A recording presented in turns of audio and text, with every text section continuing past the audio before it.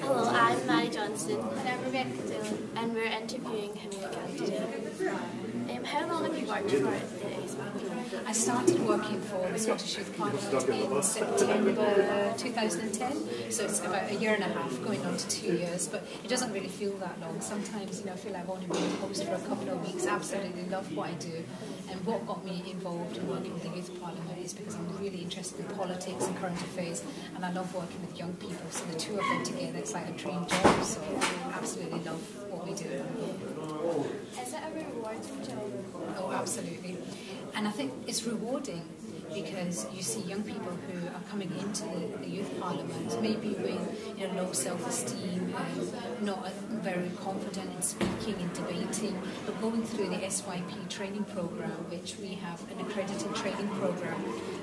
So every MSYP serves a 2-year term, and at the end of their 2-year term they receive a level 5, and our conveners receive a level 6, and our trustees receive a level 7. So at the end of their time in the Youth Parliament, they walk away with a tangible qualification.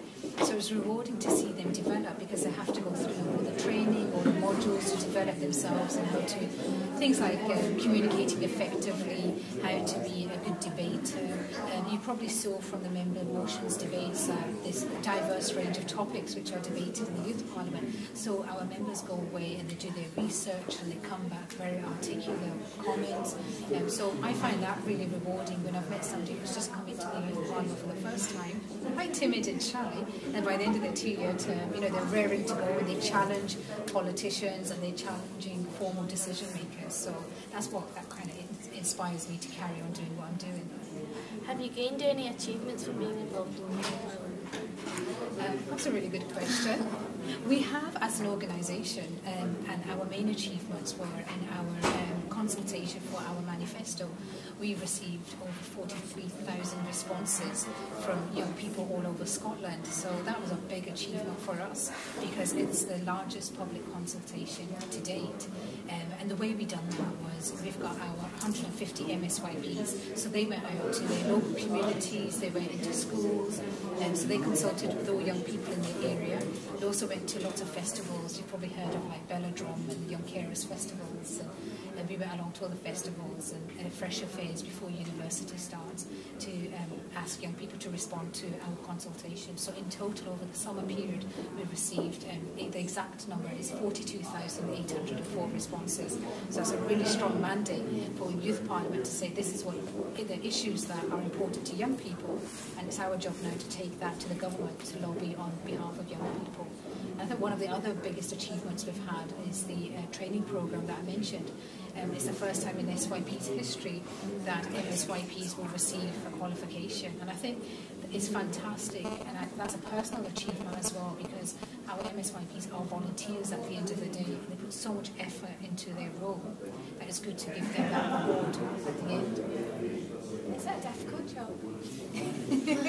Depends what day you ask me that question. So you've asked me today, and it's yes, because you can plan and plan and plan, and there's always something. Today, a great example is we've been organising this event for I think 3 or 4 months. The agenda is really, really busy. We've had debate, we've had members' motions, we've had guest speakers, subject committee times. We've got 10 subject committees within the Youth Parliament: education and lifelong learning, health and wellbeing, social. And we've got workshops this afternoon where our MSYPs will be in training workshops with different organisations like Young Scot. Young Scot are delivering a session today on using the media effectively, especially social media, and how to engage, communicating effectively. We've got sessions with Hollywood PR about how to present yourself in the media with the journalists, because they're not always as nice as you guys when you've been asked very difficult questions. We've got Youth Bank that's coming along to help young people to do fundraising for local community projects. We've got Edinburgh Speakers Clubs. We've got a whole range. We've got about 10 workshops on this afternoon. So when you're planning that's very rewarding when you're able to pull all these partners together for the benefit of young people.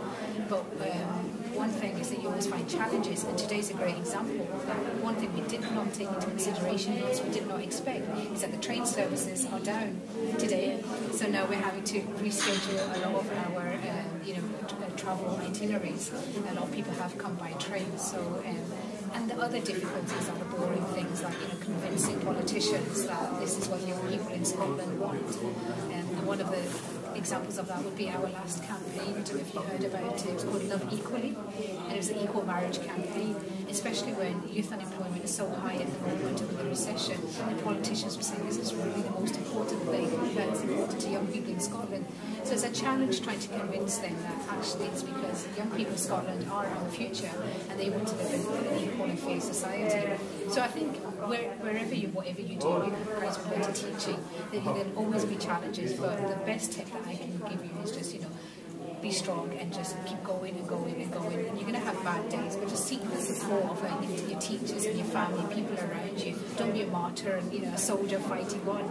Use that support network around you, and don't let anything pull you down. Just be strong and keep going and going until you achieve what you've set out to achieve.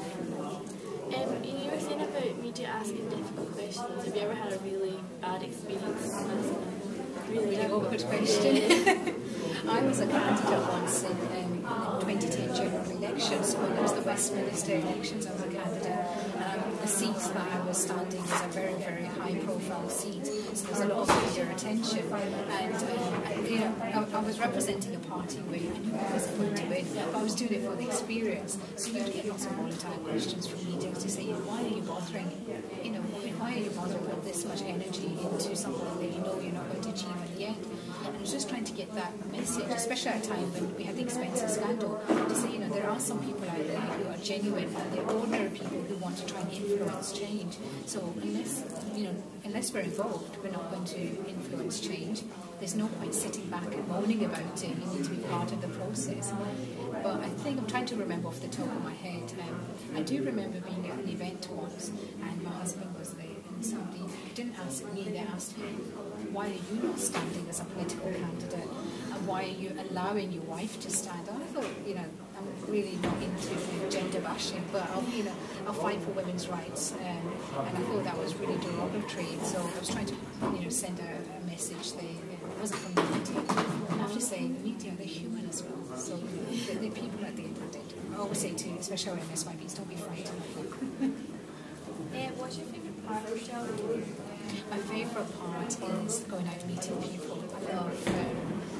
I think I'm nosy by nature, so I love just going out chatting away and meeting new people. And I love the idea of, I'm always thinking of new ideas, but I love the process of thinking of an idea and just making it happen. And then, seeing it in effect. So we've got lots of things, lots of examples, like our manifestos. We had a consultation. So then we thought, how are we going to create the actual document? And there's so many text-heavy documents. Being at school, you've always having to read. I thought it would be great to do something a bit more creative, so using images and infographics and something a bit more trendy as well. But it's an idea, but how do you actually make it happen? So what we've done is myself and all the staff team, we went to Waterstones, the bookshop. We went to Starbucks, we got coffee, and we just went on a raid and picked up all the books that gave us ideas and took pictures of them and created a mood board. And again, it's that conception of having an idea and seeing it through to the end. Yeah. How long do you think you'll continue being involved in this competition? Oh gosh, that's a really good question. I think when I start running out of ideas, one thing that I won't do is stay in a job just for the sake of being in a job. I think you have to be energetic, you have to be passionate, you have to be giving something back into that organisation. And if a day comes where it needs fresh blood, I'll be the first person to recognise that. And the type of character that I am, I like different challenges. So I don't want to say get bored very easily, but I like to keep myself challenged. So I actually come from a business background, so this job is very different to what I've done previously. I've run my own business for 9 years, which was brilliant. But when I saw this, I thought it's a new challenge. So I'm sure a day will come in the future where I'll have a new challenge. And on that note, I lived in Dubai for 5 years, and my husband keeps threatening to go back. So there might be a day where I have to follow him and go back to Dubai. But at the moment, I'm still here. You're saying about your business before, what was I studied international marketing and management at university, and I always knew from a very young age that I wanted to get involved in PR, which is public relations. That probably goes back to the point that you asked Rebecca about what's my favourite part of the job, going out meeting people. So I had a PR business where I worked with mainly public sector clients like the Scottish Government, Scottish Enterprise, on raising the profile of their campaigns. For example, One Scotland Viticultures, I don't know if you remember that one with the big saltine flag. I worked with uniformed services, which was like the police, the army, the navy, to try and diverse their recruitment campaigns because they were getting the typical sort of candidates. I thought you need young blood, you need female blood, you need ethnic minority blood. So I came from a PR background, which I absolutely love. So that was, and I would encourage anybody. We always talk about straight out of school, go to university, get a job. But I think if you've got an idea, I would encourage anybody to pursue that, because there's lots of organisations out there that can help young people. Like, I don't know if you've heard of PSYBT, it's the Prince of Scotland Youth Business Trust. You've got Young Enterprise Scotland. They're fantastic. They help you with your business planning, your marketing. They help school funding. So you never know, you could be the next Alan Sugar or Michelle Rowe. So I think if you've got an idea, don't think it's a silly idea, because Richard Branson started off as a silly idea. Thank you very much. Me? I think it was lovely to meet you both. And good luck with school and everything that you do. Thanks. Thank you.